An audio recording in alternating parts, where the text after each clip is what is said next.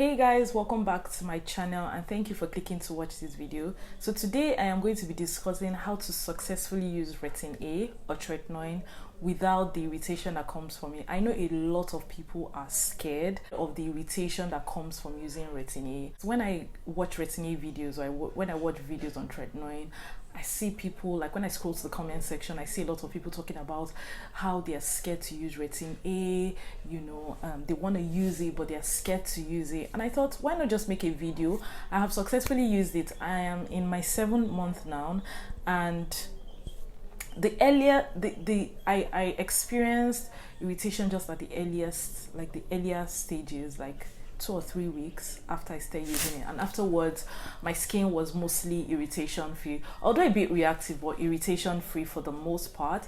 And I believe that there are certain things that I did or certain things I incorporated that in my routine, that really aided my smooth journey with Retin-A. So if you would love to hear me talk about this, please keep watching. Alright guys, so my first tip will be to cleanse gently, and by cleansing gently I mean use a gentle water-based cleanser. And if peradventure you even have to use an oil-based cleanser, a first cleanser, use a gentle one as well. And I'm going to emphasize, or I'm going to concentrate on using a water-based cleanser because everybody uses a water-based cleanser. It's almost like an essential in your routine, although you may not have to use an oil-based cleanser, but you definitely need to cleanse your skin. And so I would say cleanse gently with a pH balancing, a barrier-friendly, gentle, sulfate-free if possible. I would recommend sulfate-free, especially if you are sensitive. I would totally recommend sulfate-free cleansers or a soothing cleanser, and for your soothing cleanser, look for cleansers that have either oats, colloidal oats, which are known to actually soothe the skin, or centella acetica. They both are researched or are known to soothe the skin, while centella asiatica also helps to repair the skin. So you basically want to use these cleansers because they basically prep your skin for Tretinoin. They prep your skin for Tretinoin. Now, I also mentioned that you use a pH balancing barrier friendly cleanser because you don't want to use an alkaline or a very stripping cleanser that is already irritating or going to irritate your skin, and then use an active ingredient like Tretinoin that would definitely irritate your skin again, right? That would take irritation to another level. So you basically want to use a pH balancing barrier friendly cleanser. It will keep your barrier intact.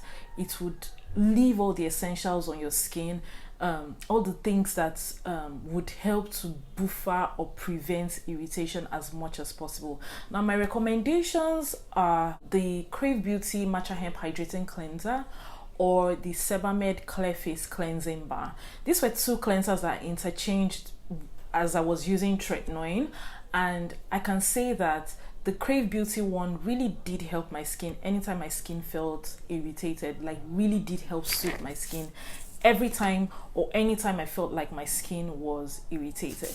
Now, the Sebamed one is more of a barrier friendly cleanser, so it's not taking away the essentials, it's not stripping your skin, it's not making your skin raw or stripped before you use Tretinoin. So you really want that. I think the bonus with using the Krave Beauty one is that it hydrates your skin, which is also essential for Tretinoin, but I focus on the fact that it is pH balancing. It is also very, very soothing. In fact, that's my first recommendation. Now, like I mentioned, for the Sebamed, it's barrier friendly as well, but it really does decongest the skin. So if you're someone that is really struggling with congested skin, you have really oily skin and you're struggling with congested skin, that's a great option for you. All right guys, so my second tip will be to use Retin-A or Tretinoin after your moisturizer, and this is usually your last step.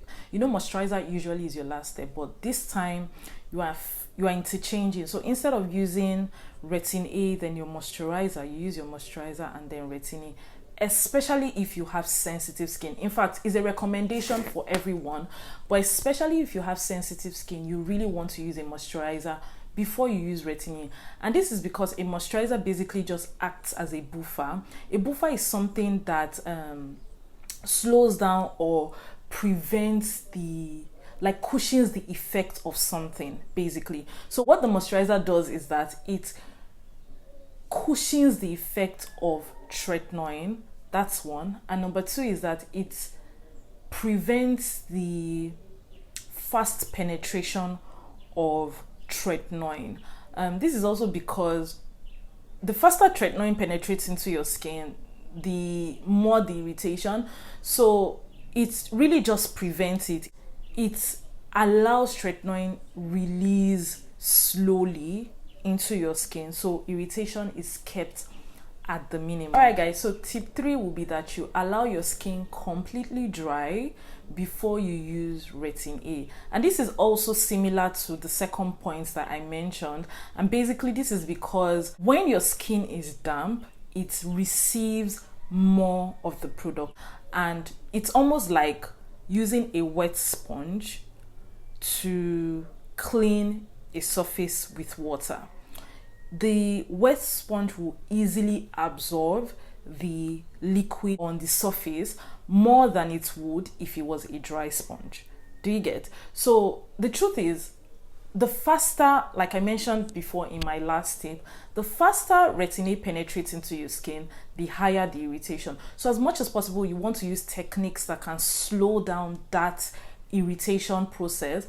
And like I mentioned, one of them is really to allow your skin completely dry before you put Retin-A on top of it. It just makes the cream absorb slower into your skin. Alright guys, so my fourth tip will be to start slow, and this is something your dermatologist will probably have already told you. And you're starting slow because you are just introducing your skin to these very potent ingredients, and you really don't want to bombard your skin with a potent ingredient like tretinoin. So start slow, let your skin, give your skin time to adjust. Definitely your skin will go through a period called retinization. This is when your skin adjusts to this ingredient, reads this ingredient, begins to adjust to this ingredient, begin to adjust to you using this ingredient. And during that period, it's expected that you would experience a lot of sensitivity, a lot of reactivity of your skin, you know, but you want to start slow. Start as slow as once a week, and then you can bump it up to 2 times, 3 times, see how your skin fares with it. In fact, my suggestion would be that you do not start with Retin-A if you're starting with any vitamin A active or any vitamin A ingredient at all. My suggestion would be to start with over-the-counter retinoids like retinol, you know, or gram-active retinoid. Just start with that first, and then as your skin begins to acknowledge this skincare ingredient, you can begin, or you can now introduce tretinoin into your routine. I started with using over-the-counter, so I didn't really experience a lot of irritation.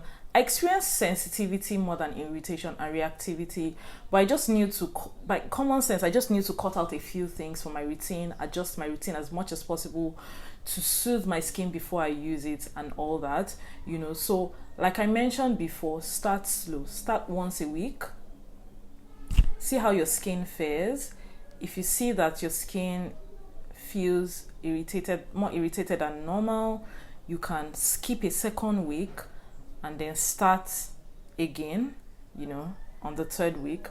If you see that your skin is beginning to receive and accept it and your skin is fine with it, then you can bump up to 2 times a week, 3 times a week, and then maybe every day as your skin builds tolerance. Right now, I can use Retin-A every day and my skin would literally be fine, you know, but I always want to combine other actives just to get the real benefits, or to get very, very, very good benefits with using Retin-A. So I don't use Retin-A every day, but it will get to a point in your Retin-A journey that your skin will be able to tolerate you using it every day. So basically just start slow. There's no hurry, start slow. All right guys, so my next tip will be that you use niacinamide with Retin-A as much as possible. And this was a tip that I did not even know, because if I had known, I probably would have used it. And basically the reason why I mention, or I am saying that you start or you use niacinamide, is because niacinamide is known to not only be brightening, anti-aging, but also barrier boosting or barrier repairing. So while Retin-A is doing its thing, you want to like boost the functionality of your barrier. You want to build your barrier, you know, as much as possible. You could incorporate niacinamide in any form in your routine. You could use a moisturizer with niacinamide, you could use a serum with niacinamide, you could mix it in with your essences or your toners, you know, as much as possible. But try as much as possible to use a leave-on product with niacinamide, so that as Retin-A is doing its thing, like I previously mentioned, you are using a barrier boosting, a barrier repairing, a barrier building ingredients, or basically barrier building ingredients like niacinamide. My recommendations will be the Inkeylist niacinamide serum. I would have recommended that of The Ordinary, but I feel like at this time that you're using Retin-A, which is quite drying, it might be too drying for your skin. The Ordinary one has niacinamide and zinc, and I find it to be quite drying on my skin, so I wouldn't recommend that. I would rather recommend the one from the Inkeylist, because it has hyaluronic acid, so it won't be as drying as the one from The Ordinary. Alright guys, so my next tip and my final tip will be to cut out fragrance, essential oil, alcohol, AHAs, BHAs, exfoliating acids, anything that can basically exfoliate your skin from your routine till your skin has properly retinized. Alcohol can very well dry your skin, you know, and Retin-A is already drying. Fragrance is a known irritant on the skin, so you really want to avoid fragrance as much as possible. You also want to avoid essential oils. Essential oils are irritation triggers as well, and AHAs and BHAs are exfoliants that can basically leave your skin raw, and you really don't want your skin raw before you use an ingredient like Tretinoin. Do you get? So as much as possible, just avoid these ingredients till, I'm not saying avoid them totally, you know, I would say avoid fragrance, alcohol, essential oils, all the period you're using Retin-A.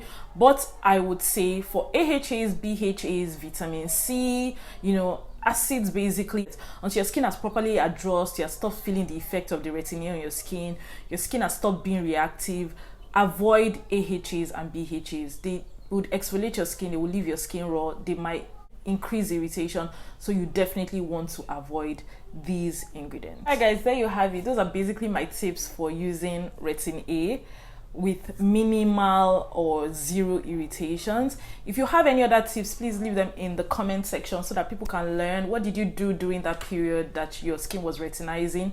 What do you do now to keep your skin balanced and irritation free? Please leave it in the comment section. I would love to learn, I would love to read, and I want my comment section to be a place where other people can find information about skincare ingredients and all that jazz. So please leave it in the comment section. Also, if you enjoyed this video, please give it a thumbs up. Don't forget to subscribe to my channel as well, and then when you do, please turn on the notifications so that you are notified every time I upload a video. Thank you so much, and I will see you in my next video.